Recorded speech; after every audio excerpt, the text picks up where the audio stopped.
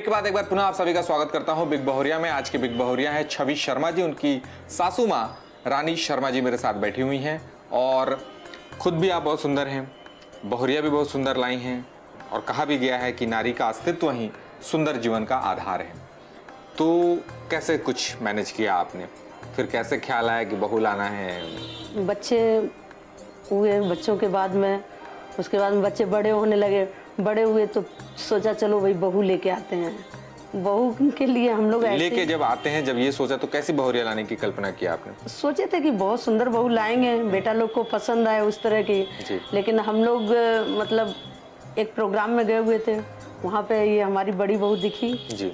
तो हम लोग मतलब सोचे कि चलो भाई ऐसे ही, बेटा भी साथ में गया था जी। वो भी देखा और उसको भी पसंद आई और हम लोग सोचे कि चलो भी दोनों की शादी कर दें। ऐसे हम लोग दोनों एक दूसरे के रिलेटिव भी हैं। हाँ, वो बता रही थी घर में ढूंढना हुआ, आसान पड़ गया, घर में ढूंढना हुआ तो वही फिर इन लोग की शादी की है जी। शादी बहुत अच्छे से हुई, बहू भी लाए। बहुरिया को सिर्फ सुंदरता पे आपने ओके कर दिया? नहीं, सुंदरता पे नहीं, ऐसे भी गुण भी है उसमें। क्या क्या पता लगाया था आपने? सारे ही गुण उसमें अच्छे, क्योंकि वो मेरे परिवार की ही लड़की थी जी। तो गुणों का तो पहले से पता था कि भाई बहुत अच्छी है, सब कुछ ठीक है। फिर जब यहाँ आ गई तो आपको पता पड़ा कि भाई इन्हें तो कुछ बनाना ही नहीं आता? वो सिखा दिया, कोई बात नहीं। वो सिखा, कितना समय लगा? एक बेटी गई, दूसरी बेटी लेके आए हैं। अच्छा, एक बेटी का शादी किया? हाँ, मेरी बेटी की शादी हो गई थी जी। और इसको लेके आए हैं तो हमें तो कभी महसूस ही नहीं हुआ कि मेरी बेटी ससुराल चली गई। घर खाली नहीं लगा। बेटी के साथ में उसको सिखाते थे, उसी तरह से इसको भी सिखाते थे। क्या क्या सिखाया इन्हें, कितना वक्त लगा? मेरे ख्याल से 2 साल में सारा ही कुछ इसको सिखा दिया। छवि जी बता रही थी कि 2 सालों में सीख तो लिया सब कुछ, लेकिन दिल्ली से जो पटना आना हुआ था तो एक बंद सिस्टम, बंद फ्लैट में बड़ा घुटन सा होता था। दिल्ली का माहौल क्या है ना, वहाँ पे खुला माहौल है जी। एकदम, मतलब अपनी लाइफ लोग जीते हैं जी।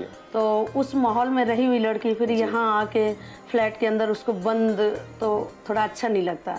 तो वही मन कुछ दिन नहीं लगा, उसके बाद में तो ठीक रहने लगी। उसके साथ में जैसे हम रहते, मेरी बेटी रहती, हम लोग आपस में खूब हंसी मजाक खूब करते और अच्छे से रहते। गप्पे मार मार के उनका मन बहलाते थे। हाँ, लगता नहीं कि हम लोग सास बहू हैं या मतलब कौन है कौन नहीं, आपस में हंसी मजाक भी करते हैं। तो बहू ने आपके अंदर क्या क्या बदला है? बहू ने मेरे अंदर क्या क्या बातें, क्या क्या आदतें आपकी बदल दी बहू ने? वो जैसे लोगों के आगे मेरे को ना खुल के बोलना नहीं आता जी। और वो बोलती मेरे से कि मम्मी आप खुल के बोला करो, आजकल बोलने का युग है, आप बोलती नहीं, यही आपकी गंदी बात है। तो बोलती है कि नहीं, आप एकदम खुल के बोलो, जो भी बात करनी है, किसी से कुछ कहना है बराबर बोलो। तो बोलती नहीं थी, अब बोलना सिखा दिया बहू? सिखा दिया उसने मेरे को। माँ जी, आप बतौर सास 10 सालों से ऊपर हो गए? हाँ, 10 साल हो गए, है ना। तो मुझे आप एक लाइन में कुछ ऐसी बात, फॉर्मूला बता दें एक तरह से कि क्या हो आज के परिवेश में कि सासू माँ और बहुरिया के बीच में किसी तरह कोई नोक-झोंक ना हो और अंडरस्टैंडिंग बनी रहे और प्यार से रहे। क्या हो, क्या करना चाहिए? सास को क्या करना चाहिए, बहू को क्या करना चाहिए? क्या है ना कि जैसे सास को मतलब ये नहीं सोचना चाहिए कि हाँ हम सास हैं, ये सोचना चाहिए कि अगर किसी की बेटी हमारे घर में आई है तो वो भी हमारी बेटी की तरह है। और ऐसा कोई वो नहीं कि उसके ऊपर प्रेशर दें कि हाँ भाई नहीं, जैसे हम चल रहे हैं उसी तरह से चलो, ये सब नहीं करना चाहिए। बराबर अगर जिस तरह से कभी बहू अगर कोई बोल रही तो सास को करना चाहिए, सास अगर बोलती है तो बहू को करना चाहिए, दोनों को मिला के चलना, थोड़ा बहुत मिला के चलना चाहिए, कर लेना चाहिए। हाँ। और ऐसे ही चल रहा है ये परिवार। मैं यहाँ पे मिलना चाहूंगा आपके बेटे से और आपकी बहुरिया दोनों से। तो रानी जी के बेटे से मिलते हैं और बहुरिया छवि जी से, दोनों से बात करते हैं। बिग बहुरिया छवि शर्मा जी और उनके पतिदेव धीरज शर्मा जी के साथ बैठा हुआ हूँ। धीरज जी, शादी सब लोगों ने करनी है, आपने भी की, तो कोई ऐसी बात तो है नहीं लेकिन इसका क्या फर्क और क्या प्रभाव पड़ा आपके व्यक्तिगत जीवन पे? रिस्पॉन्सिबिलिटी बढ़ गई है। पहले आप किस तरह के थे? पहले थोड़ा जॉली नेचर था। अब आप रोते हैं? नहीं, रोते नहीं है, लेकिन फिर भी रिस्पॉन्सिबिलिटी बढ़ जाती है तो थोड़ा सीरियस हो जाता है, सोचना पड़ता है, ऑटोमेटिक एक गंभीरता आ जाती है। सही बात है।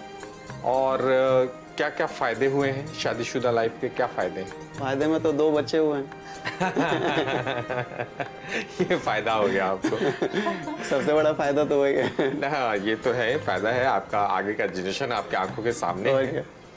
और ये खाना पीना, पहनावे में, तौर तरीके में, उठने बैठने में, इन सब चीजों में काफी चेंजेस हुए। घर से कितना रिलैक्स रहते हैं आप इनकी वजह से? बहुत ज्यादा। मेरा तो सारा टाइम दुकान पे ही बीतता है, शॉप पे रहता हूँ तो ये लोग आराम से अपना सास बहू रहते हैं घर में, मजे से कोई रहते टेंशन नहीं। हैं, हाँ, बहुत अच्छा। क्या मेरे को टेंशन नहीं देते हैं लोग।